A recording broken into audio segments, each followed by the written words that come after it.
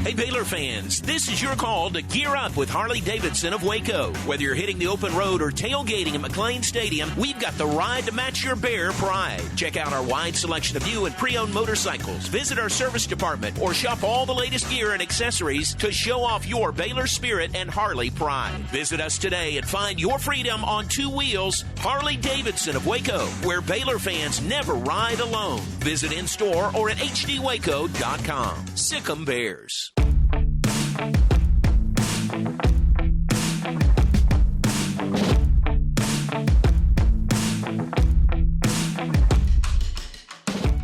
Hi, everybody, and welcome into this week's Sic Em Podcast presented by Harley-Davidson of Waco. We appreciate Harley-Davidson greatly. We are here at Foster Pavilion again, and pleased to have with us a new member of the Baylor basketball team, men's basketball, Tounde Yessoufou. Welcome to you. Welcome to the Sic Em Podcast. Thank you. I appreciate you. Thank you for having me. Here's a standing rule to begin. If I mispronounce anything, you correct me. I got you. Okay, because I'd like to be corrected. Yeah, I'd like to get it wrong. I got you. And we'll start with, you are from Cotonou? Yeah, Cotonou. Cotonou, yes. Benin. Yeah, Benin yeah. is the country. Yeah. And folks are saying, where in the world is Benin? Yeah. Tell everybody. Oh, Benin is a small country right next to Nigeria. It's near the West Coast. So it's just a small country. People just miss it just because, it's really small. And it's between Nigeria and Ghana and Togo at the same time. Okay. Yeah, but that's where I'm from. Very nice. Yeah. What's it like? What's your hometown like? I would say it's pretty. You know, the good side of it, obviously there's some bad side it doesn't look good, but most likely now our new president doing a good job by, putting everything together. There's I kind of compare Cotonou kind of to a little bit of Los Angeles. So really? There's a bunch of palm trees. Wow. Beach around and all that stuff. So it's really nice. That's nice. Yeah. Not a big city though? No. Yeah. At all. It's really small. Right. Yeah. It doesn't compare to Los Angeles in that way. Yes, definitely not. With traffic or Oh, with... yeah. The traffic is crazy in LA. I can't do it. Yeah. That is for sure. I can't do it. All right. So growing up there, what was that like for you? Well, I grew up in the small village called Wida. Okay. So Wida is kind of like hour 32 hour from Cotonou. Okay. Where that Cotonou is where I play basketball at. So every time I go home, I go back in the city, back and forth. But then when I decided to take basketball seriously, I have a conversation with my mom where I told her, it's too far for me if I really want to focus on basketball and also education. It's too far for me just to keep going back and forth, just to find a place for me to stay at. And then we find a small place for me and I just go to school, play basketball, most likely every time. Yeah. I got you.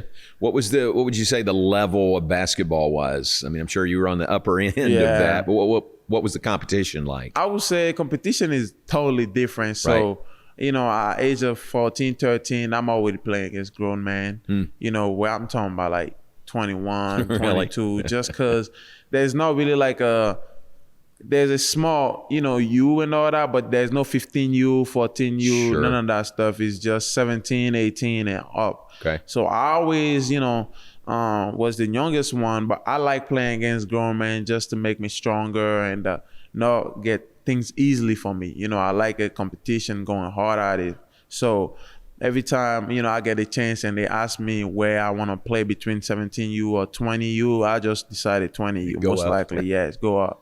So I would say the competition for me personally was kind of a little tougher just because I'm going against people that is really, older than me. Right. But at my age, I would say it wasn't crazy, even though I know there's so much talent over there that people can use, but it's just the mindset that they go about it. And I understand where it's coming from. It's just the fact that we didn't have a lot of opportunity growing up. So most likely parents don't like their kid playing any sports and just go to school and only school just because no matter how much you're passionate about it, they just feel like you can't go far, in basketball or any sport. So usually some of them play for fun, but I was hard-headed, and I'm a strong believer. So I just decided to take it like a passion and dedication. I just keep going out there, and then he ended up by helping me come to the United States. Nice. Very good.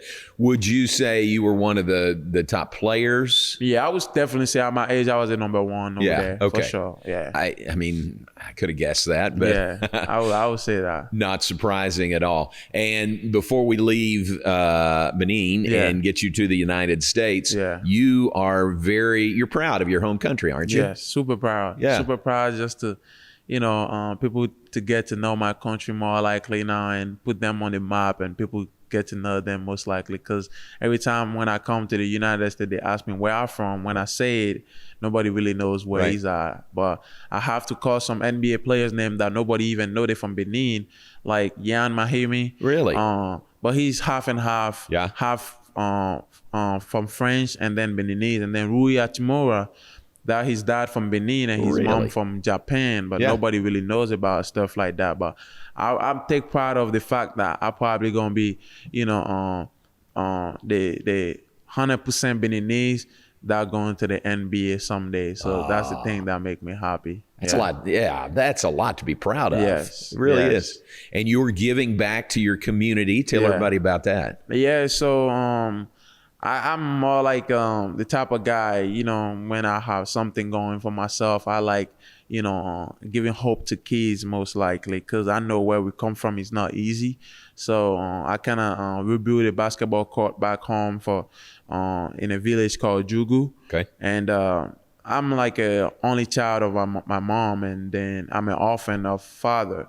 So when it happened, I talked to my mom and I told her like my goals in life is just give a hope to them kids that just grew up with no parents and now they by themselves. So when we have that conversation, she told me like, you can do it next year if you don't want to rush it. I'm like, no, I'm ready, and thank God for my mom. We make it happen, and then I just give some books, food and clothes and all kind of stuff to those orphanages just to help them out. And it's something that I want to start doing every year or every holiday, Christmas. I want to be able to provide stuff like that for them.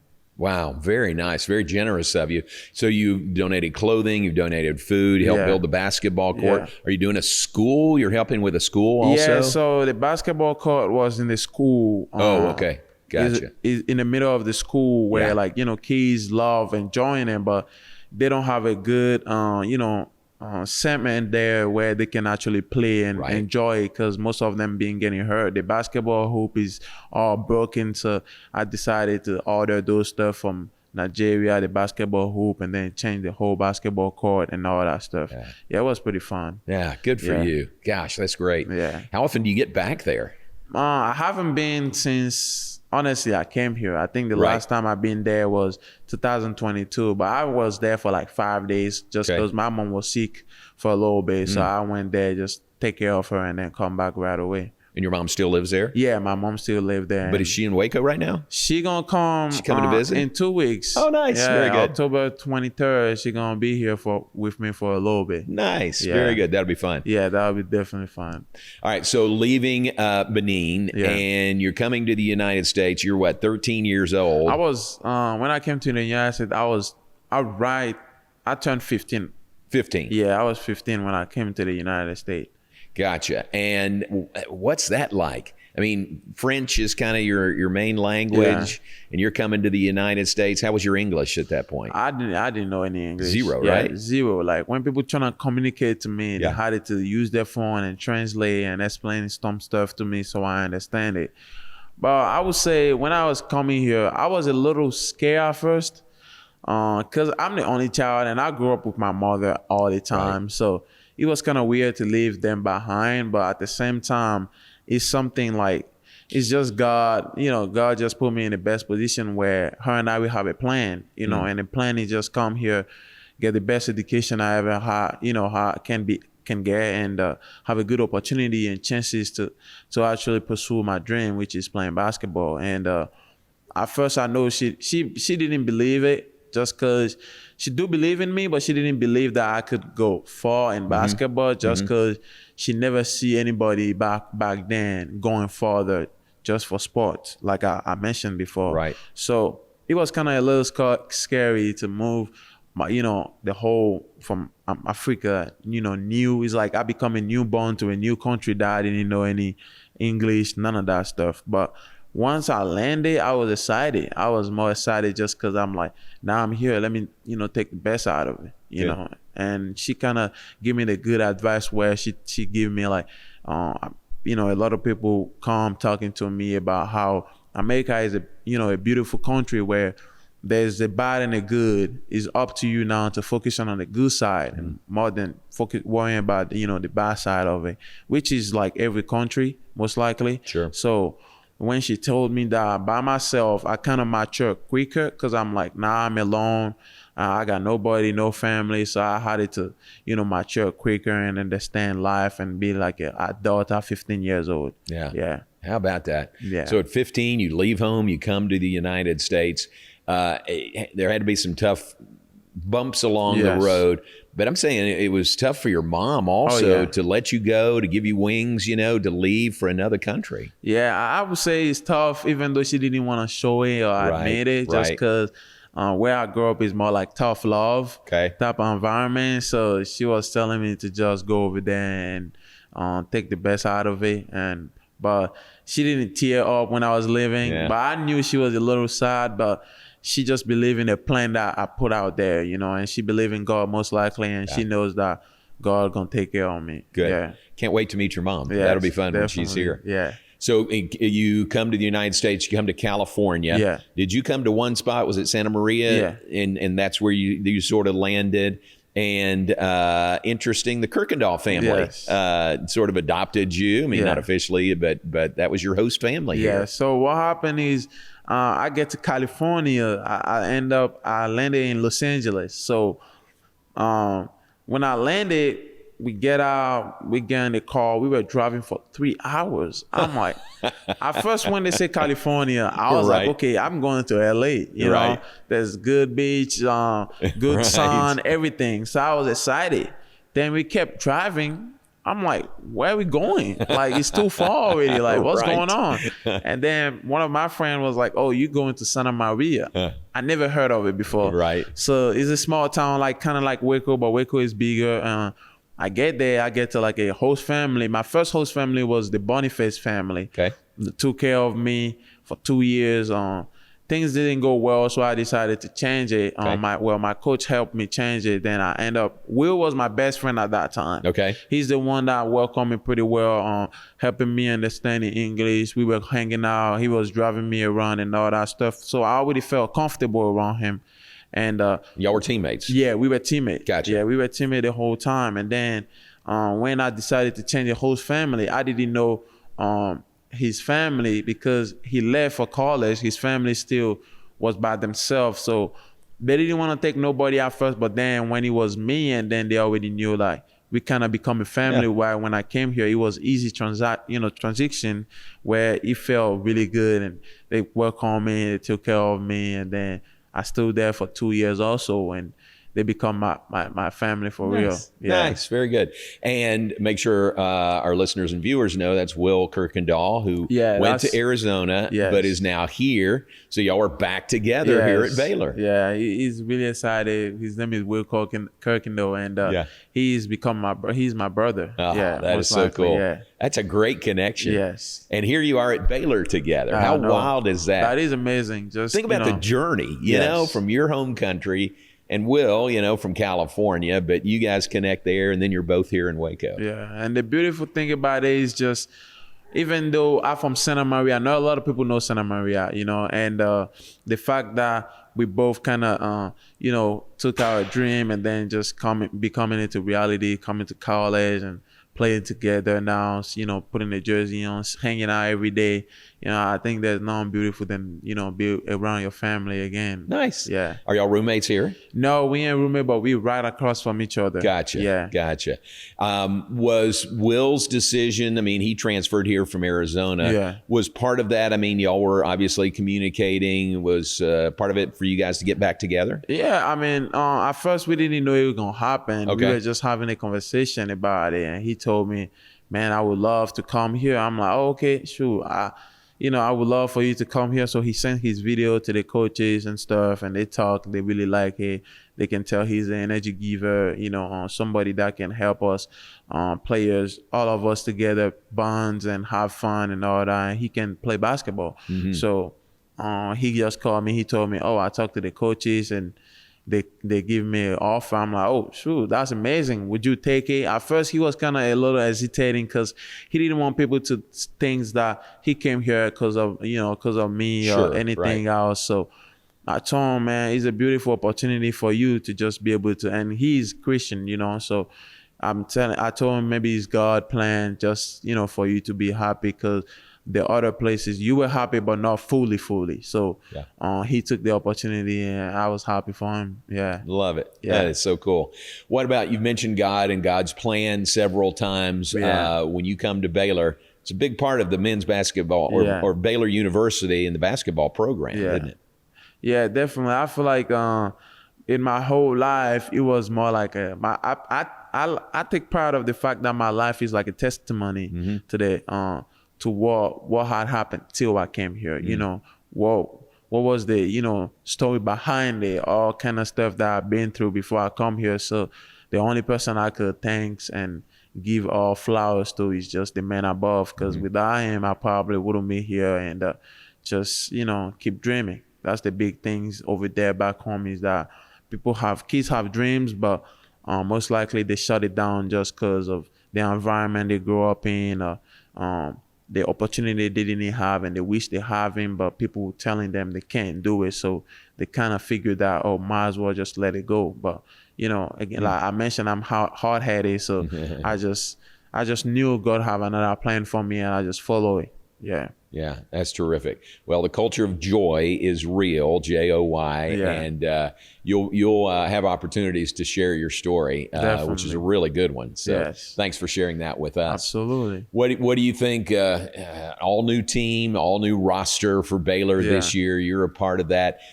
We had the exhibition game recently against GCU. Was that nice to get on the court and play somebody in a different colored jersey? Oh yeah, definitely. I feel like, we were waiting for that. We were, once we know the season was coming and we were about to play against somebody before the season started, we were super excited, because we play against each other so much that we wanted to actually see how well we can do together against other team. And I think it was an amazing experience that, Coach Drew have given us, and GCU coming here playing against us and see where we are. I mean, we are not perfect yet, but we are not so perfect, but I think that we're gonna get there by trusting in our coaches and believing in each other and just keep grinding it together and sweat together, cry together, all kind of things. But I'm super excited to see how this season going to end. Nice. Yeah. You had a good game, 21 points. Yeah. And how'd you feel about your game? I feel good. The fact that we win. Right. Personally, I have my own, obviously I have my own expectation, which I know I could do way better than that. Defensively, offensively too, but most likely defensively, just because I give up some points, which I'm known to take pride of the fact that I love guarding the best player and kind of not give them a lot of opportunities to make a lot of buckets. That was my pride, and at the same time scoring while I feel like they can't stop me at the same time. So I feel like I kind of need to be more aggressive. But overall, I was really, really happy the fact that we win. That's all matter for me. Yeah, that's good. Winning's the main thing, isn't it? So you take a lot of pride in your defense also. Yes. Yeah. Are you going to get? You going to be the lockdown guy? You're going to get the other team's best player? That's a goal. That's a goal. The goal is to be the defensive player of the year. Nice. Yeah, oh, that's really? A goal. That's a freshman. Nice. Yeah, I like that. That's a goal. Okay, so that game, you got another exhibition coming up against Indiana on October 26th. The season begins on November 3rd.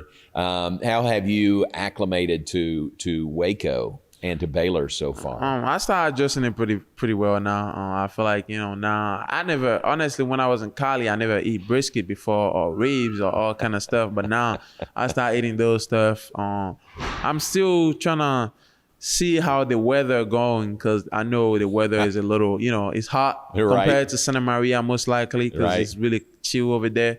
But beside that, I really love it. Honestly, I love it just because, all my friends back in Cali, they thought personally for them is like a boring city. But for me, I love it just because there's no distraction around me, focusing on the reason why I came here and do what I need to do. Yeah. And, hopefully go to the NBA after this. Good. Yeah. That's your goal. Yeah, that's Play a goal. professional basketball. Yes. You know the history here at Baylor. I mean, we've had some guys, a lot of guys come through, and they're still playing in the NBA. Yeah, that's one of the main reason why I decided to come to Baylor, just because what Coach Drew been doing for us basketball player and helping us get into the next level. It means a lot, and the loyalty he has to stay here for 23 years is unheard of for me personally, because I'm a big family and loyal type of guy. So saying those stuff is much respect for him. Very good. Well, we're glad you're here. It's great to get to know you a little bit better. Can't wait till your mom comes to visit. So thanks for being with us on the Sic Em Podcast. Thank you. Looking forward to a great year for you and the Bears. Thank you so much. All right. I appreciate y'all for having me. Tounde Yessoufou, new to Baylor this year. Baylor men's basketball. That's this week's Sic Em Podcast, presented by Harley Davidson of Waco.